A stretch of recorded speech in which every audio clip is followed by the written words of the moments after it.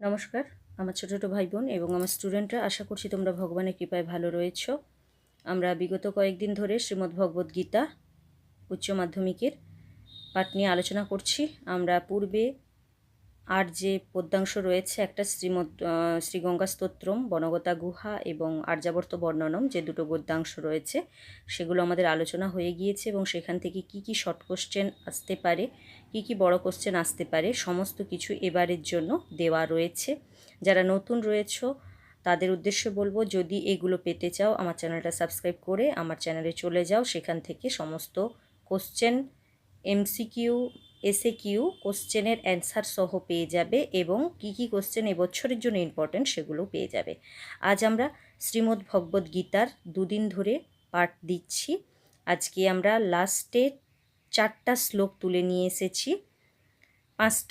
আজকে আমরা 5টা শ্লোক, লাস্টের যে 5টা শ্লোক বাকি ছিল সেই 5টা শ্লোক তুলে নিয়ে এসেছি। এটা আমরা লাইন ধরে দেখব এবং তার সাথে সাথে এখান থেকে কি কি শর্ট কোশ্চেন হতে পারে সেটা দেখে নেব। এবং আজকেই আমি আমার পড়ার শেষে বলে দেব শ্রীমদ্ ভগবদ্ গীতা থেকে 2025-এর কী কোশ্চেন ইম্পর্ট্যান্ট রয়েছে। যদি আমার এইরূপ ভিডিও তোমরা পেতে চাও পরবর্তী সময়, তাহলে অবশ্যই তোমাদের উদ্দেশ্যে বলবো, অবশ্যই আমার চ্যানেলটাকে সাবস্ক্রাইব করে পাশে থাকা বেল আইকন প্রেস করে অল নোটিফিকেশন করে দাও। তাহলে আমি যখন যেইরূপ ভিডিও নিয়ে উপস্থিত হব সময় মতো সেগুলো তোমরা তোমাদের ফোনে নোটিফিকেশন আকারে পেয়ে যাবে। তো চলো কথা না বাড়িয়ে আজকের যে 5টা শ্লোক রয়েছে সেটা কি বলেছে আমরা দেখে নেব। কর্ম নৈব হি সংসিদ্ধি মাস্থিতা জনকাদয়ঃ লোক সংগ্রহ মেবাপি সংপোষণ কর্তুমর্হসি। কি বলা হয়েছে? জনকাদয়। জনক কে ছিলেন? সীতার বাবা জনক রাজা ছিলেন, আমরা জানি, মানে রামচন্দ্রের শ্বশুর ছিলেন জনক। জনকাদয়, জনকযুক্ত আদয়, জনক অর্থাৎ রাজা জনক এবং অশ্বপতি, এইরূপ যে সমস্ত রাজারা ছিলেন তারা কি করেছিলেন? কর্ম নাম এবহি, তারা নিষ্কাম কর্ম করেও, তারা এই জনক এবং অশ্বপতিগণ যে সমস্ত রাজা ছিলেন তারা কি করেছিলেন? কর্ম নাম এবহি, তারা নিষ্কর্মের দ্বারাই সংসিদ্ধি, নিষ্কর্ম মানে কি? তারা কর্ম করেছে কিন্তু কামনা শূন্য হয়ে, মানে তার থেকে কি ফল পাবে সেটা আশা করেনি, তারা কেবলমাত্র কর্ম করে গেছে। এইরূপ কর্মের দ্বারা তারা কি করেছে? সংসিদ্ধিম আস্থিতা, তারা সংসিদ্ধিম অর্থাৎ মোক্ষ লাভ করতে পেরেছে। আস্থিতা, তারা মোক্ষ লাভ করতে পেরেছিলেন কীরকম কর্মের দ্বারা? না নৈষ্কর্ম, নিষ্কাম কর্মের দ্বারা, কোনো কামনা বাসনা থাকবে না, এইরূপ কর্ম করে জনক এবং অশ্বপতিগণ যে রাজাগণ তারা কি করেছে? সিদ্ধি লাভ করেছেন। লোক সংগ্রহম এব অপি, লোক সংগ্রহের মতো, মানে লোক সংগ্রহ বলতে কি? আমরা এই জনক আর অশ্বপতি এদের কথা কোথা থেকে জানবো? লোক সংগ্রহ মানে লোক, এরা যা করে গেছে, একটা আমাদের পরের যে সমস্ত লোক রয়েছে, মানে আমাদের এই যে প্রজন্ম জানবে কি করে, তার জন্য একটা গ্রন্থতে সেগুলো লেখা হয়ে রয়েছে। সেই তাকে বলছে লোক সংগ্রহম এব অপি, সেই লোক সংগ্রহর দিকে সংপর্শন দেখতে হবে, কর্তুম অর্হসি, এবং তোমাকেও সেইরূপ কাজ করতে হবে। অর্থাৎ সেই জনক এবং অশ্বপতির ন্যায় সেই যে রাজা মহত্ববান এবং যে নৈষ্কর্মযুক্ত রাজা, তাঁরা যা করে গেছে সেই সব লোক সংগ্রহ থেকে তোমাকে দেখতে হবে এবং তাদের ন্যায় তোমাকে কর্তব্য করতে হবে, অর্হসী করতে হবে। এ কথা কে বলেছে? শ্রীকৃষ্ণ বলেছে অর্জুনকে। অর্জুন যখন যুদ্ধে খুবই বিমূঢ় হয়ে পড়েছিল তখন শ্রীকৃষ্ণ এটা বলতে বাধ্য হচ্ছিল যে তুমি রাজা, তোমার কর্তব্য কেবলমাত্র প্রজা পালন করা এবং তোমার কর্তব্য যুদ্ধ করা। এর থেকে কি ফল হবে কি না হবে সেটা তোমার কোনো জানার দরকার নেই, তুমি নিষ্কামভাবে কর্ম করে যাও। তাই তিনি বললেন যে জনক আর এই অশ্বপতিগণ তারা কিন্তু কর্মের ফলের দিকে কিন্তু কোনোরূপ দৃষ্টিপাত করেননি, তারা তাদের কর্তব্য কর্ম করে গেছে। সেটাই বলেছে, সেই লোকসংগ্রহের দিকে তাকিয়ে তোমাকেও সেইরূপ কর্ম করতে হবে। শ্রীকৃষ্ণ কাকে বলছে? অর্জুনকে বলছে। পরের শ্লোকে কি বলেছে, যদ যদ আচরতি যদ যদাচরতি শ্রেষ্ঠস্তর দেবেতর জনঃ স যৎ প্রমাণং কুরুতে লোকস্তদ অনুবর্ততে। বলা হয়েছে মানুষজন শ্রেষ্ঠ ত্যর দেবেতর শ্রেষ্ঠ স্ত্যথ এবেতর, মানুষজন কি করে, যারা শ্রেষ্ঠ তাদের মতো তারা যদ যেমন যেমন আচরতি আচরণ করেছেন, শ্রেষ্ঠ ব্যক্তিগণ যদ যেমন যেমন আচরণ করেছেন, মানুষজন এবেতর এব ইতর, যারা ওই শ্রেষ্ঠ ব্যক্তির চেয়ে নিচু, মানে আমাদের মতো মানুষজন ঠিক সেইরূপ কর্তব্য কর্ম কিন্তু করে থাকে। এটা শ্রীকৃষ্ণ বলছেন যে যারা শ্রেষ্ঠ ব্যক্তি তারা যা যা আচরণ করে গেছেন, যারা ইতর মানে ছোট, তাদের চেয়ে ছোট নিম্নমানের আমরা ঠিক সেইরূপ শ্রেষ্ঠ ব্যক্তিদের মতোই কিন্তু কাজকর্ম করে থাকি। সযৎ প্রমাণং কুরুতে লোক তদ অনুবর্ততে, লোকজন মানে মানুষজন, আমাদের মতো মানুষজন তারা কি করে, সেই শ্রেষ্ঠ ব্যক্তিগণ যা যা করে গেছেন তা অনুবর্তন কুরুতে, তা করে থাকে, অনুবর্তন মানে তাদেরকে অনুসরণ করে থাকে। সযৎ প্রমাণম, এটাই কিন্তু প্রমাণ রয়েছে।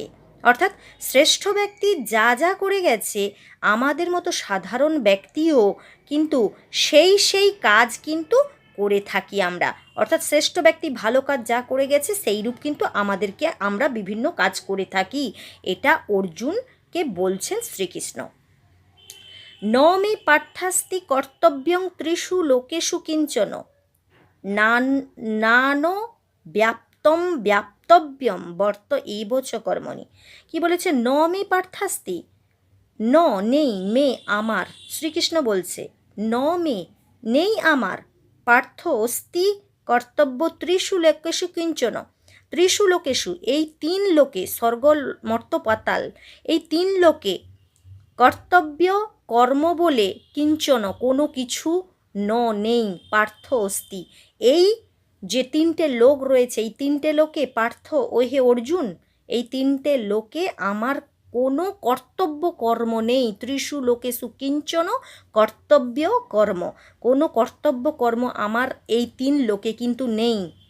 ন অনব্যাপ্তম, আমার কোনো প্রাপ্ত কিছু নেই, অব্যাপ্তব্যম আর অপ্রাপ্তও কিছু নেই, বর্ত এবচ কর্মণি, তবুও দেখো আমি কিন্তু কর্মে নিযুক্ত রয়েছি।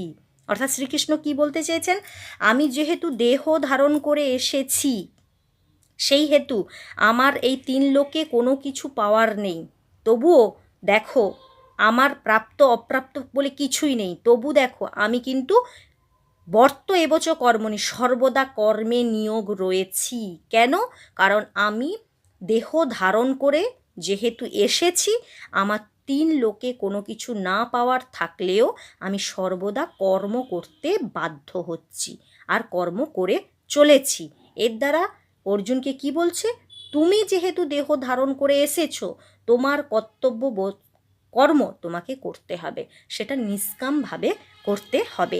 তাই শ্রীকৃষ্ণ বললেন যে আমার 3 লোকে কোনো কাজকর্ম নেই, কোনো প্রাপ্ত নেই অপ্রাপ্ত নেই, তবু আমাকে কিন্তু কাজ করতে হচ্ছে।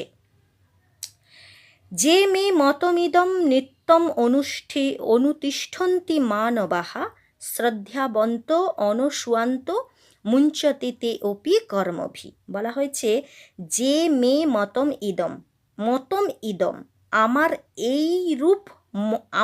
এই রূপ আমি যেমন করছি এই রূপ যে ব্যক্তি মে আমার, অর্থাৎ শ্রীকৃষ্ণ বলছে আমি যেই রূপ করছি এই রূপ যদি কোনো ব্যক্তি নিত্যম অনুতিষ্ঠন্তি, তার নিত্যকর্ম মানে কি, নিত্যকর্ম বলতে বোঝাচ্ছে আমি যেই প্রকৃতির ব্যক্তি, আমি বৈশ্য, আমি শূদ্র, আমি ক্ষত্রিয়, আমি ব্রাহ্মণ, আমার যা কর্তব্যকর্ম সেই কর্তব্যকর্ম যদি আমি ধর্মকর্ম যদি প্রত্যেক দিন করে থাকি, মানবা সেই মানুষ যদি সেইরূপ কাজকর্ম প্রত্যেক দিন করে থাকে, কিসের সাথে? শ্রদ্ধাবন্ত অনসুয়ন্ত, শ্রদ্ধাবান হয়ে এবং হিংসা শূন্য হয়ে, অনস্বার্থ মানে হিংসা শূন্য হয়ে, শ্রদ্ধাবান হয়ে যদি কর্মভি করে থাকে, তে অপি মুঞ্চতে, সেও কি হয় না মুঞ্চতে, মুক্তি লাভ করে। কোথা থেকে? না এই সমাজ থেকে সে কিন্তু মুক্তি লাভ করে, অর্থাৎ সে মোক্ষপ্রাপ্ত হয়।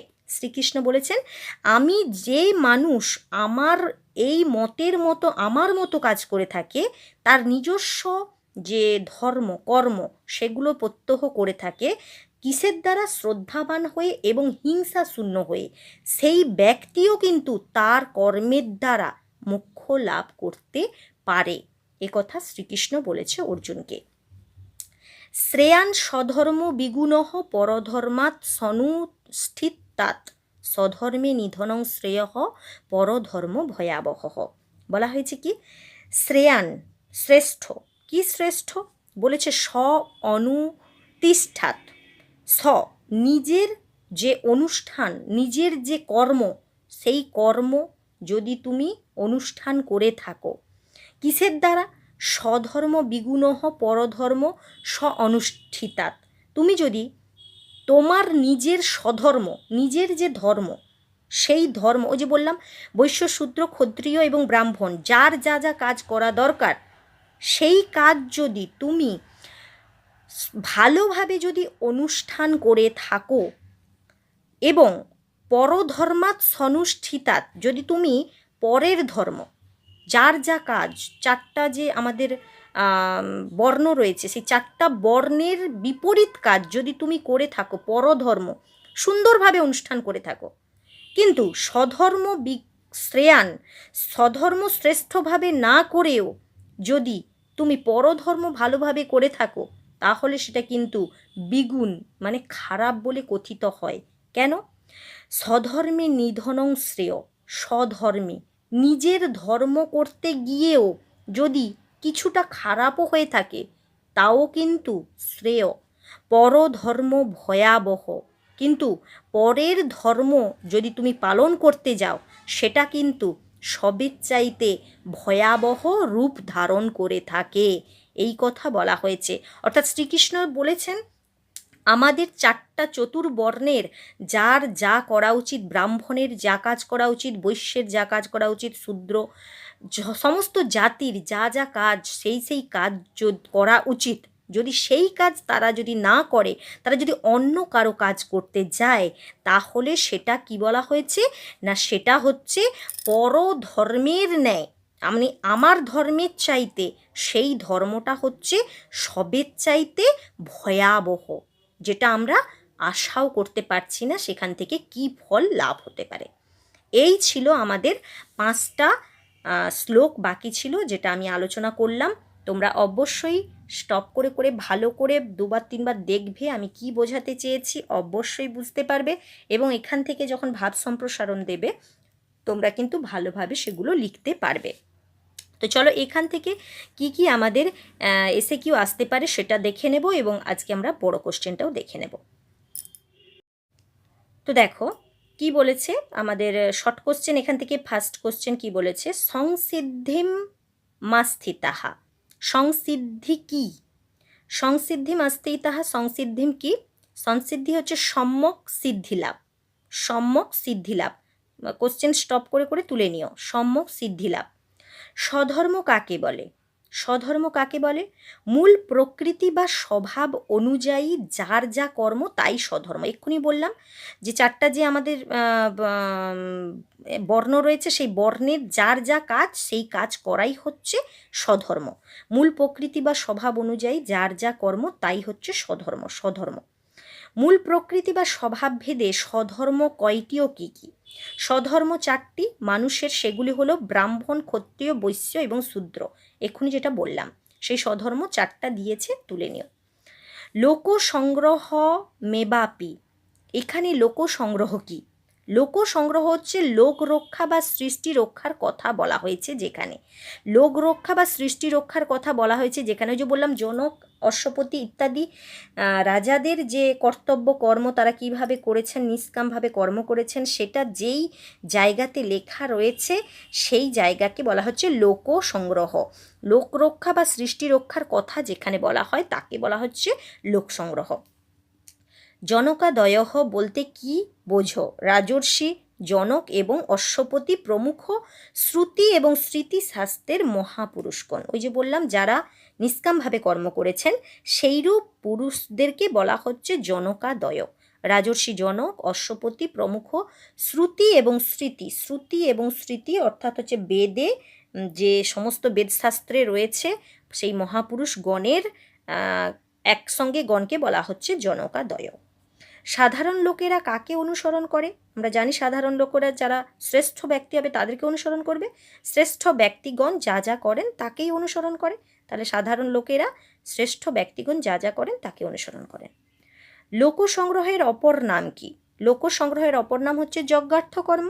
যে যার যজ্ঞার্থ কর্ম, রাজা হলে তার যজ্ঞার্থ কর্ম হবে, আমাদের যা কর্ম হবে সেটা আমরা করতে থাকবো, সেটাই বলেছে লোক সংগ্রহের অপর নাম হচ্ছে যজ্ঞার্থ কর্ম। শ্রেয়ান স্বধর্ম বিগুণঃ, বিগুণ পদের অর্থ কি? দোষযুক্ত গুণ। বিগুণ পদের অর্থ হলো দোষযুক্ত গুণ, যে গুণে দোষযুক্ত রয়েছে তাকে বলছে বিগুণ, যে গুণে দোষযুক্ত রয়েছে তাকে বলছে বিগুণ। স্বধর্ম আচরণে কোন বস্তু গৌরবের? স্বধর্ম আচরণ করতে গিয়ে যদি মানুষের মৃত্যু হয় তাও কিন্তু গৌরবের। তাহলে স্বধর্ম আচরণ করতে গিয়ে কোন বস্তু গৌরবের? মৃত্যু হচ্ছে গৌরবের। স্টপ করে করে তুলে নিও। 10 নম্বর কোশ্চেন, যে যে মতমিদম, এখানে মেয়ে বলতে কাকে বোঝানো হয়েছে? শ্রীকৃষ্ণকে। শ্রীকৃষ্ণ অর্জুনকে বলছিলেন যে আমার এই জগতে কোনো কাজ নেই, তাহলে মেয়ে বলতে শ্রীকৃষ্ণকে বোঝানো হয়েছে। পরধর্ম কীরকম? পরধর্ম ভয়াবহ, বলাই হয়েছে।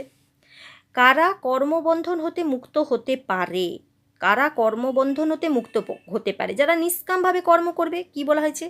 যারা শ্রদ্ধাবান এবং অসুয়াসন্ন হয়ে অনাসক্ত হয়ে কর্ম করে, ওই নিষ্কাম কর্ম। তুমি যদি এক কথায় লিখো যারা নিষ্কাম কর্ম করে থাকে তারা কর্মবন্ধন হতে মুক্ত হতে পারে, সেটাও হবে। আবার যদি তুমি লেখো যারা শ্রদ্ধাবান এবং অসূয়া শূন্য হয়ে মানে হিংসা শূন্য হয়ে অনাসক্তভাবে কর্ম করে তারা কর্মবন্ধন হতে মুক্ত হতে পারে, এটাও লিখতে পারো। আর যদি এটা মনে না থাকে তাহলে নিষ্কাম কর্মের দ্বারা কর্মবন্ধন হতে মুক্ত হতে পারে, এটাও লিখতে পারো। লোক সংগ্রহের কাজ কি? লোককে লোককে অসৎ পথ থেকে সৎ পথে আনা। লোক সংগ্রহের কাজ হচ্ছে, এটা নয়, এটা হচ্ছে অসৎ। লোককে কি হয়? অসৎ পথ থেকে সৎ পথে আনাই হচ্ছে লোক সংগ্রহের কাজ। ত্রিলোকে কার কোনো কাজ নেই? শ্রীকৃষ্ণের 3 লোকে কোনো কাজ নেই। কর্মজ্যায় হ কর্মণ, কর্মজ্যায়, এই জ্যায় রেখাঙ্কিত পদের সংস্কৃত প্রতিশব্দ কি? জ্যায় মানে কি? শ্রেষ্ঠ, বড়। তাহলে কি হচ্ছে? শ্রেয়ঃ। যহ মনসা ইন্দ্রিয়াণি নিয়ম্য, এর অর্থ কি? যহ মনসা ইন্দ্রিয়াণি নিয়ম্য, এর অর্থ কি? যে ব্যক্তি বিবেকযুক্ত মনের দ্বারা পঞ্চ জ্ঞানেন্দ্রিয় সংযত করেন।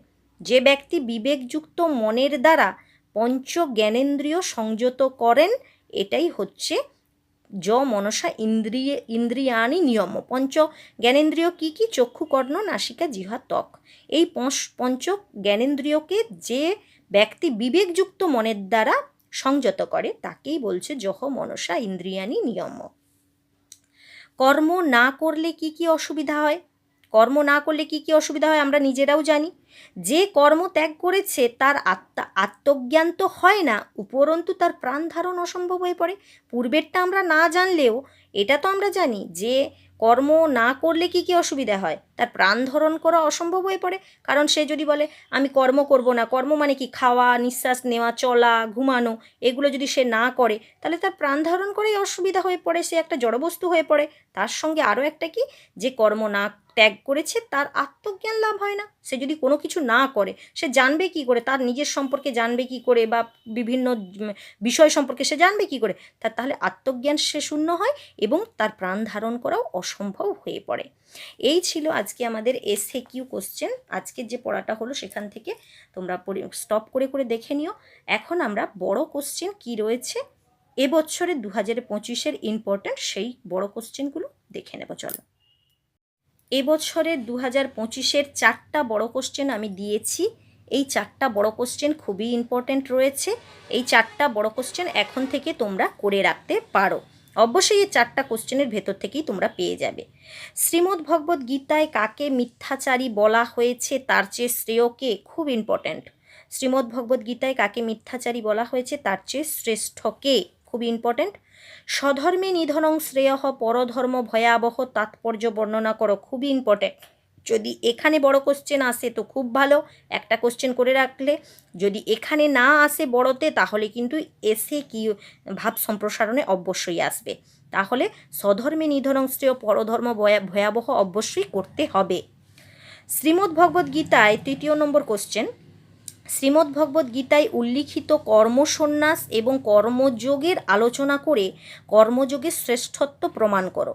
শ্রীমদ্ ভগবদ্ গীতায় উল্লিখিত কর্মসন্ন্যাস এবং কর্মযোগ, এই কর্মসন্ন্যাস কী এবং কর্মযোগ কী এর আলোচনা করে কর্মযোগের শ্রেষ্ঠত্ব প্রমাণ করো। কেন কর্মযোগের শ্রেষ্ঠত্ব প্রমাণ করতে বলেছে, কেন কর্মসন্ন্যাসের নয়?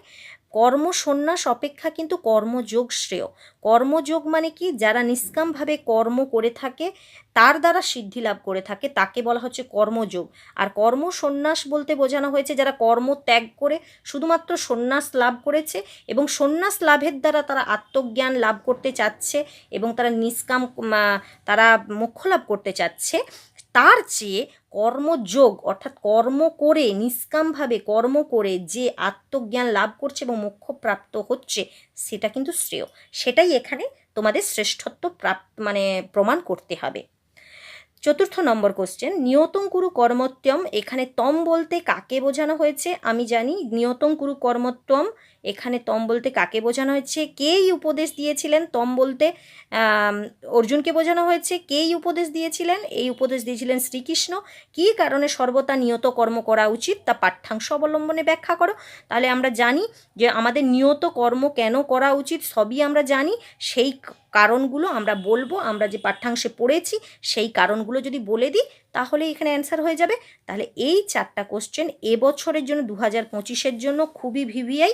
এই 4টা কোশ্চেন যদি তোমরা ভালোভাবে পড়ে নাও তাহলে কিন্তু তোমাদের শ্রীমদ্ ভগবদ্ গীতার আর কোনো কোশ্চেন ফাইনালের জন্য বাকি থাকলো না। তো চলো, এইরূপ যদি নতুন নতুন কোশ্চেন পেতে চাও এবং আমার এইরূপ ক্লাস ভালো লেগে থাকে তাহলে অবশ্যই আমার একটা করে লাইক করো যদি ভালো লেগে থাকে। চাইলে বন্ধুদের সাথে শেয়ার করতে পারো। যারা নতুন হয়েছো তারা যদি এইরূপ ভিডিও পেতে চাও, এইরূপ পড়া পেতে চাও, তাহলে অবশ্যই আমার চ্যানেলটাকে সাবস্ক্রাইব করে পাশে থাকা বেল আইকন প্রেস করে অল নোটিফিকেশান করে দাও। আর যারা আমার পুরনো স্টুডেন্ট রয়েছো তাদের তো বলবো অসংখ্য ধন্যবাদ। তো চলো, আজকে এখানেই শেষ করছি। পরবর্তী সময় আমি অন্য তোমাদের যে পাঠ বাকি রয়েছে সেগুলো নিয়ে উপস্থিত হচ্ছি।